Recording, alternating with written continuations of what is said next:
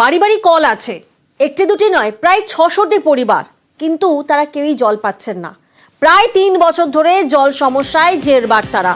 সমস্যায় খানাকুলের ঘোষপুরের প্রায় ৬০০ পরিবার। ৩ বছর আগে কল বসেছে, কিন্তু এখনো জল আসেনি। কেন আসেনি, কি অভিযোগ করছেন, শোনাবো আপনাদের। দীর্ঘ 52 বছর আমরা জলের সমস্যায় ভুগছি। তো আগামী প্রায় গত 5 বছর হলো জল ট্যাঙ্ক হয়েছে, কিন্তু এখনো পর্যন্ত আমরা জল পেলাম না। জলের পাইপ লাইন পেতেছে, সব ট্যাপ কল বসিয়েছে, কিন্তু এখনো পর্যন্ত জল দিচ্ছে না। তো যদি খুব তাড়াতাড়ি জলের সমস্যাটা মিটে আমরা খুব উপকৃত হব। আমাদের এখানে জলের ট্যাঙ্ক হয়েছে অনেক দিন, কিন্তু লাইনও হয়ে গেছে, কিন্তু জল দিচ্ছে না। তাই জলের সমস্যার জন্য অনেক দূর থেকে আমাদেরকে জল বয়ে বয়ে আনতে হয়। কত জল বয়ে আনবো লোকের বাড়ি থেকে? তাই তাড়াতাড়ি যাতে জল দেয় তার ব্যবস্থা করার জন্য আমরা অনুরোধ করছি। প্রতিনিধি শুভদীপ এই মুহূর্তে আমাদের সঙ্গে রয়েছেন। শুভদীপ, এই যে জলস্বপ্ন প্রকল্প, এই স্বপ্ন বাস্তবায়িত হবে কবে? নিত্যদিনের এই দুর্ভোগ থেকে মুক্তি পেতে পিএইচই দফতরই বা কি করছে, কি বলছেন তারা?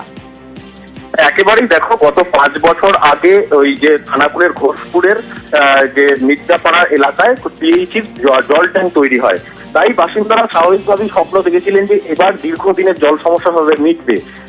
এমনকি পাইপ লাইনের কাজও শেষ হয়েছে, বাড়ি বাড়ি ট্যাপ কলও বসে গেছে, কিন্তু এখনো পর্যন্ত পানীয় জল তারা পাচ্ছেন না। এই বিষয়ে অবশ্য পিএইচির যেটা দাবি, তারা বলছে যে পুরনো যে জলের কানেকশন ছিল সেগুলো আবার নতুন করে মডিফাই করা হচ্ছে, এর ফলে পাম্প হাউস থেকে নতুন করে কানেকশন দিতে হবে। যদিও জল কবে পৌঁছাবে তা এখনো পর্যন্ত বুঝতে পারছেন না খানাকুলের ঘোষপুরের মিত্রাপাড়া, শেখপাড়া, নতুন বস্তি সহ প্রায় 10টি পাড়ার 600 পরিবার।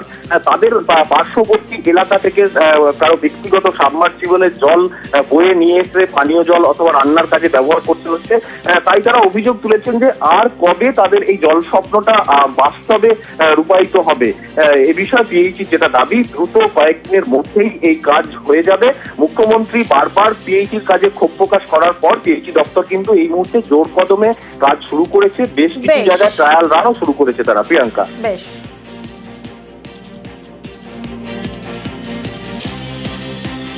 আমাদের ভোজপুর জিবির আন্ডারে ভোজপুর অগমেন্টেশনের স্কিম ফুল ফেজে রানিং চলছে। অলরেডি আমরা ট্রায়াল রান চালু করে দিয়েছি। হাউস কানেকশনের কাজও অনেকটা হয়েছে। অলরেডি সেকেন্ড পাম্প এবং থার্ড পাম্প, যেটা আমরা ডাইরেক্ট লাইনে চার্জ করব, সেটা জুড়েছে এবং সেখান থেকে ডাইরেক্ট লাইনে জল চলছে। উইচারের কাজ আমাদের শেষ।